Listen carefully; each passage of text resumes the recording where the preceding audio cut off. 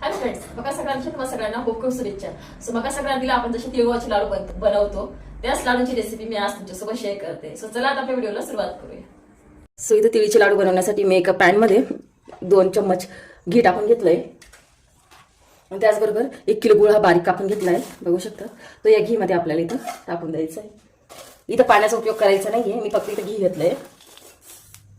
इथं बघू शकता तुम्ही, खूप छान असा आवाज यायला लागलाय तिळीचा.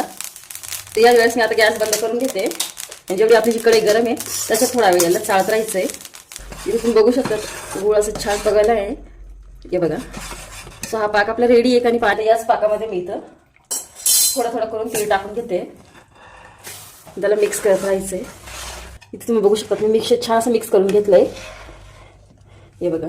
बस आता याच ठिकाणी आपल्याला हाताला थोडंसं पाणी लावून घ्यायचंय आणि छान असे छोटे छोटे लाडू बनवून रेडी करून घ्यायचे आहेत.